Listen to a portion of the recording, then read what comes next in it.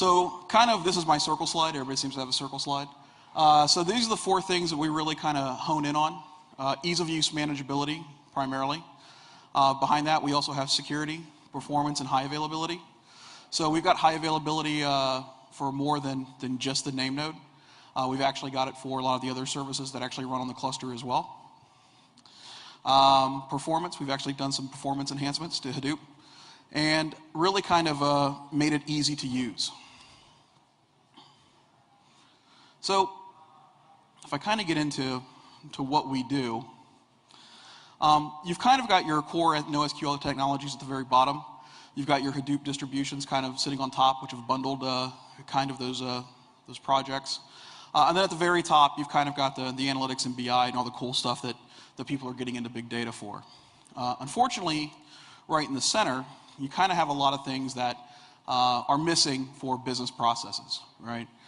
Backup, compliance, provisioning, alerts, scheduling, you name it. So this is what we really try to aim to automate through software. And so what we really have focused in on is really kind of codifying best practices around distributed computing into a software package. We call it BDMS, Big Data Management System, and helping to deploy it inside of the enterprise. So Hadoop is missing some things, as most new technologies are. And we feel that by focusing primarily on those 4 things, the security, the high availability, the performance, and the manageability, we can really kind of begin to address kind of the business process needs right now inside of organizations. So one of the things that we've really been focusing in on and getting a lot of press on most recently is our security. There's been very little done in the world of distributed security, not just for Hadoop, but for distributed systems in general. And everything that pretty much has been done has been kind of academic by nature. So one of the things that we've been really tasked with is kind of trailblazing this new realm of distributed security and bringing it to the enterprise and to the marketplace. And so a lot of people are really concerned. They really like Hadoop. They really like the problems it solves, but they still actually have what I'm calling data of consequence, regulated data that if it's compromised could actually, bring down some sort of wrath of whatever, right, and actually have implications and problems for the organization. We've been really kind of addressing those compliance issues as well as other security issues as well. Not sure how much time I've got, but so one of the things that we've done is kind of had to start from scratch. Hadoop security is more than just a firewall. It's more than just a DMZ. So we've been kind of architecting ground up this new way of looking at security across a distributed system without making security another single point of failure. So that's one of the things that's really been fun for us, is kind of pioneering this new area of distributed security. So our approach is really kind of a baked-in approach. It's not a brushed-on approach. This is not something that you would simply bolt onto a cluster. This is something that integrates solely with the cluster and with the name node and with the data nodes as well, to basically achieve a more secure infrastructure inside of Hadoop. So one of the things that we've primarily done is kind of address those security gaps. We kind of started with fine-grained role-based access control, more than just authentication and authorization, so more than just adding Kerberos to a cluster. We've also basically been able to tie that into LDAP and Active Directory to allow people to basically manage that the way they currently manage their security controls. And soon we'll be actually adding encryption probably before the end of this year. So just a summary. Again, we're BDMS, a Big Data Management System. We kind of help manage the clusters that are currently out there and help provide kind of the 4 areas that enterprises are lacking most right now around their big data implementations, which is management, high availability, performance, and security. And that's it. And if you are looking for anything from the audience, from the potential team members, if you are looking for investors, you probably want to say very quickly what you're looking for from the people here. Yeah, actually, we're really good. We actually just took our Series B round for $10 million, so we're really doing good on the investment side of things. But you could always looking for something in these day and age, right? So okay, people can contact you. Thank you. Okay, thank you. Good presentation. Hi, I'm Jason Michael. I'm the CEO and co-founder of Infinigraph. I'm going to do 5 slides for every minute, or at least 4. So this is going to go fast. And I do want to say real quickly that, I mentioned this to DJ that I think we're doing sort of kind of mid-sized data. But when everyone should have saw the talk from Tom Siebel, he's doing big data. So I just think it's all about scale here. A little bit about Infinigraph. Well, we wanted to solve a big problem. Brands are drowning in the sheer amount of information they're having to process to determine what's relevant for their customers. And so what we've done is to simplify trend identification.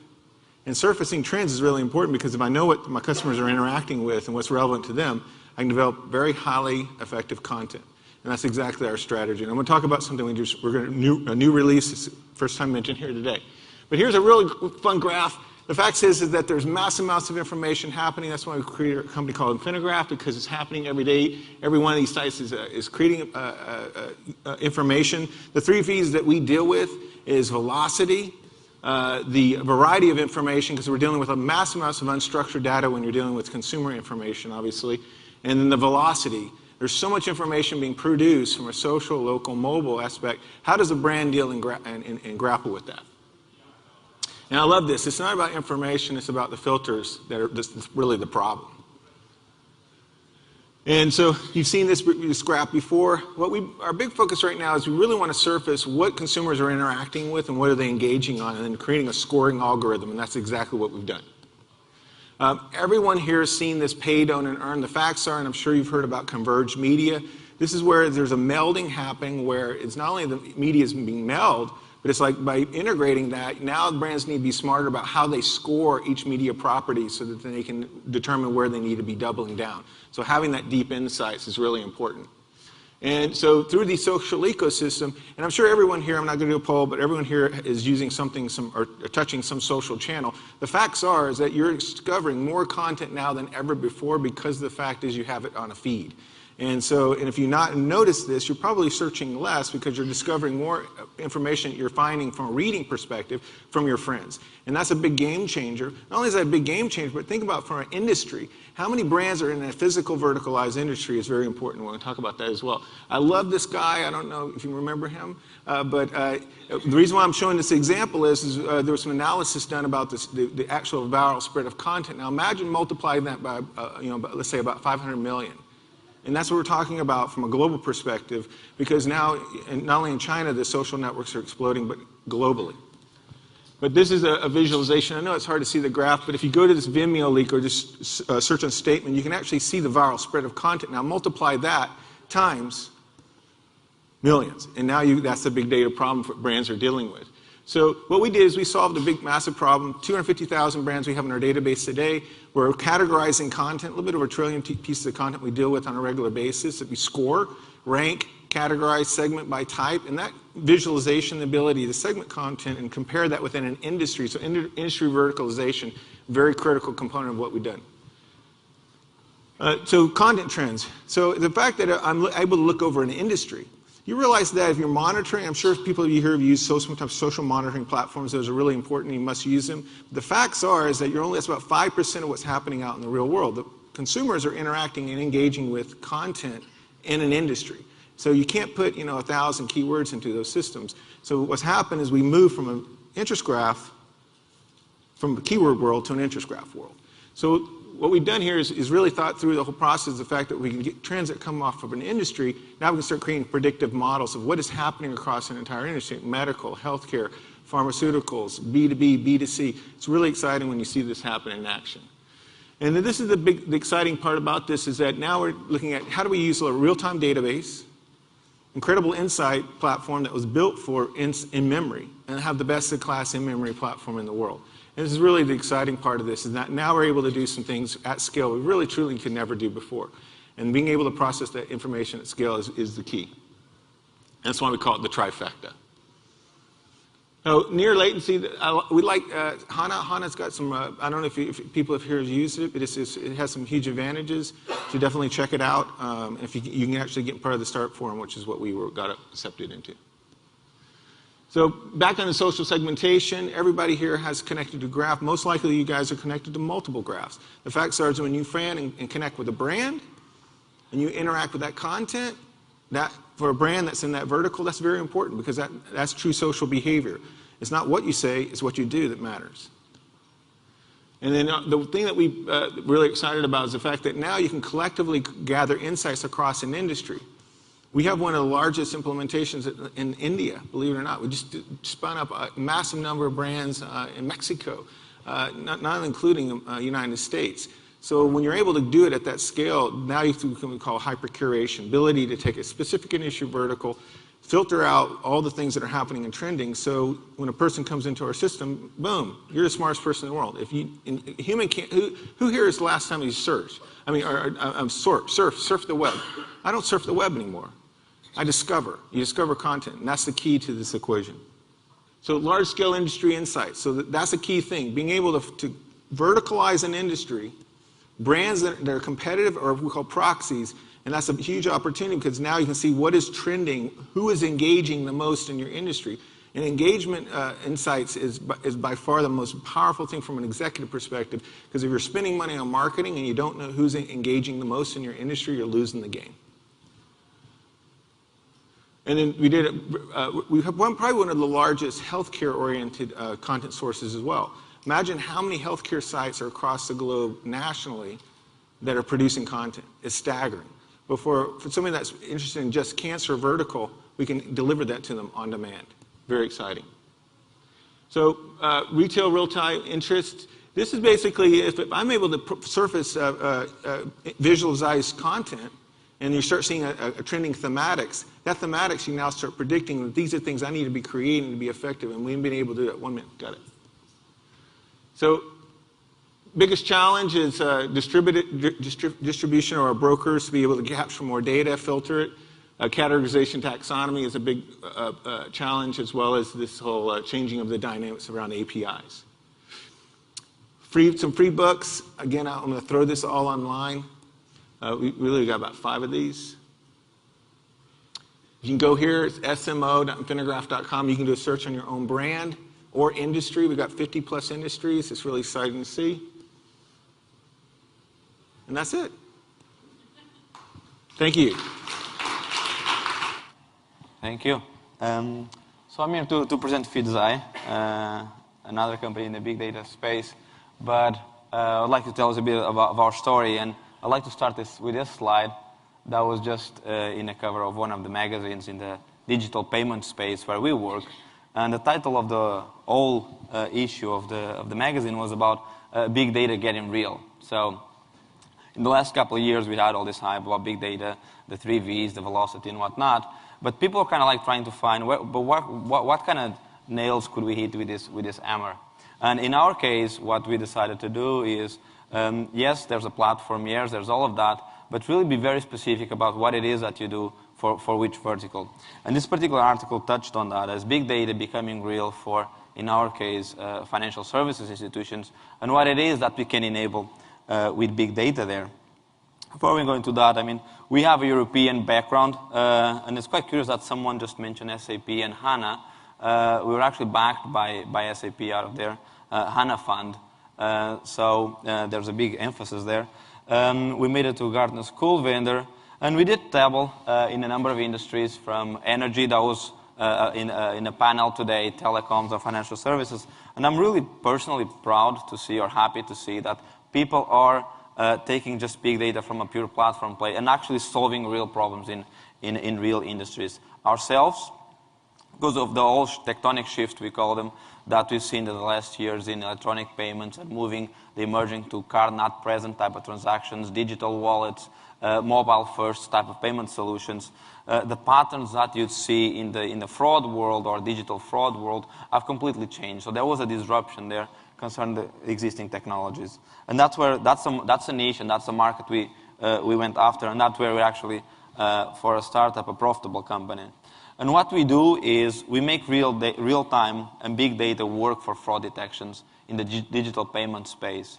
So as someone was saying, I mean, it's all about collecting as much data as you can, but with a purpose in our case. And in our case is to find anomalous events, anomalous data points in transactions, in behavior of consumers online, to understand if the purchases that they're doing, or if the the acquisitions, whatever they're transacting, or real, or on their behalf, or is someone else doing on them.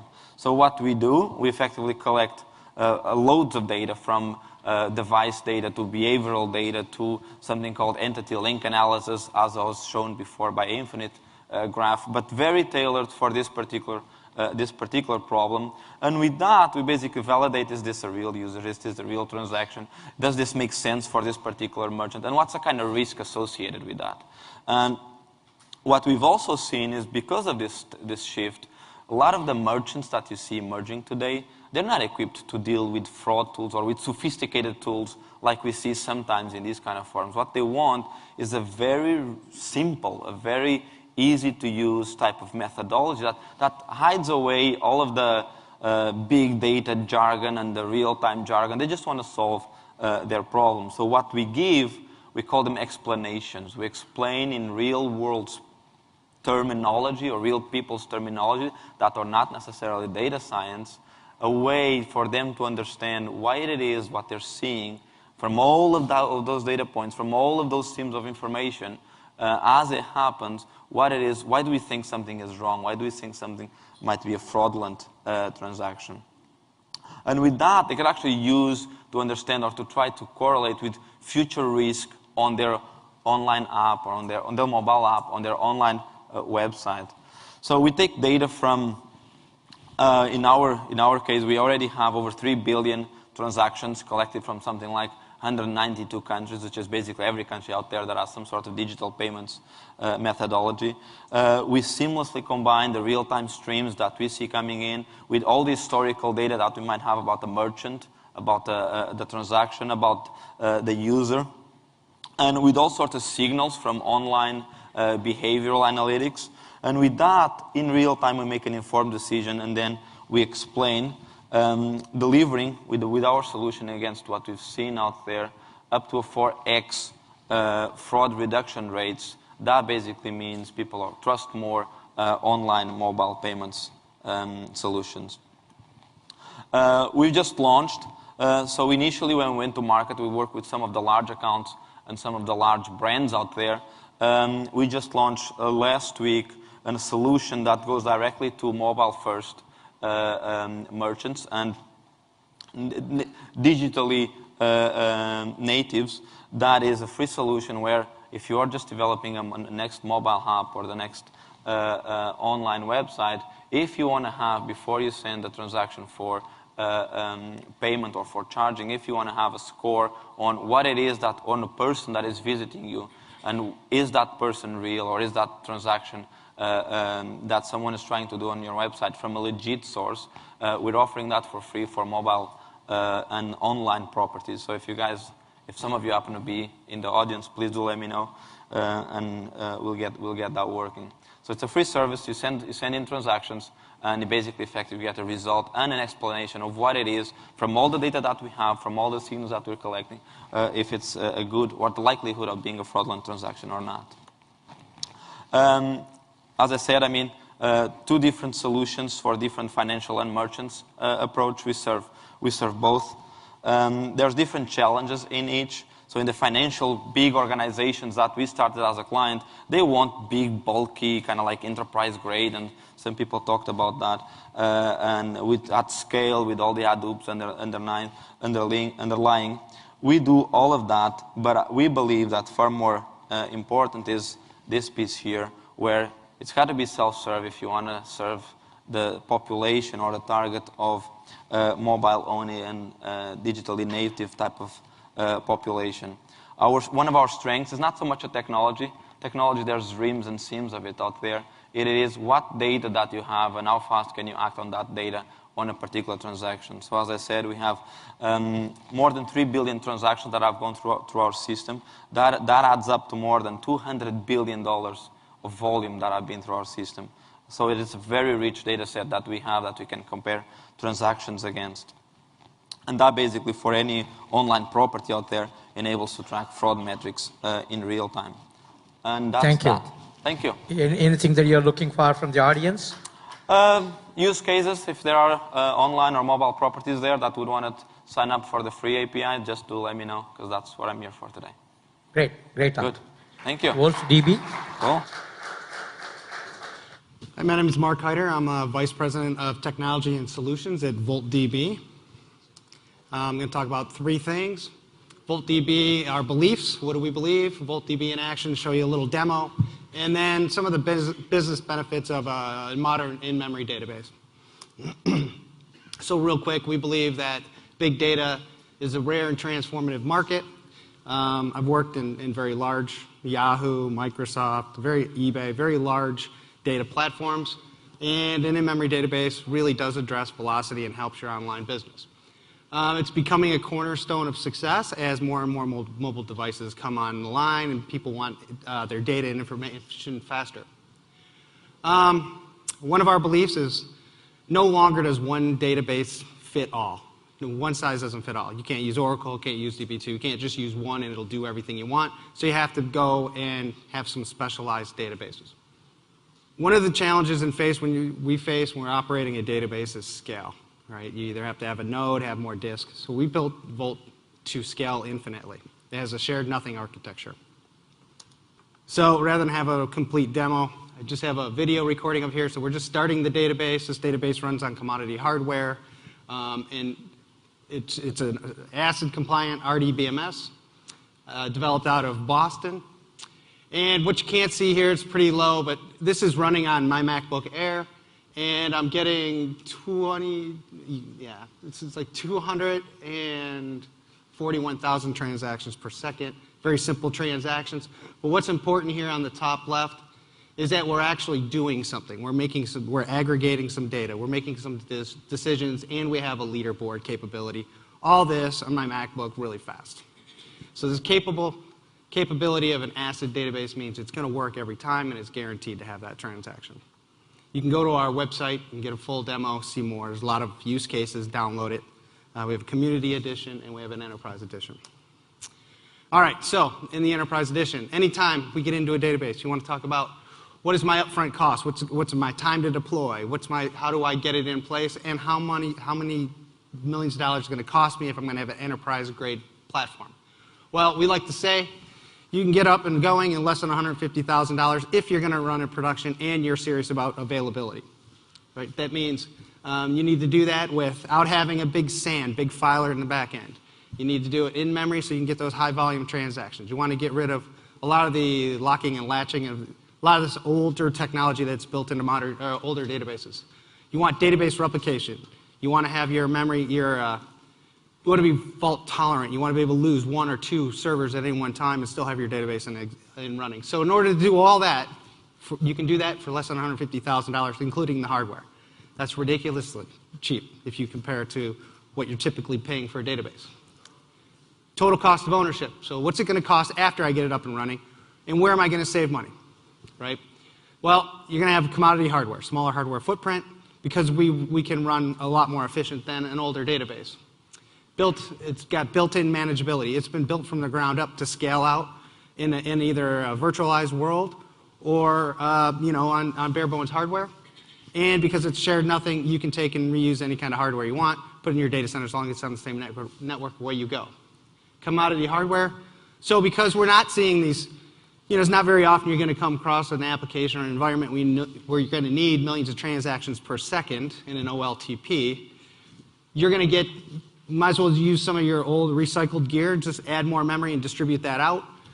There's a lot of ways you can do to drive down your costs, but the other thing is you're not going to have this highly finite skill set from a network administrator, storage administrator, high-end DBA to set it up, data stuff. So that's all well and good, and from a developer's perspective, you can bring it down, load it on your MacBook, code to the database, get it up and running pretty quickly on your own laptop, which gives you some agile capabilities.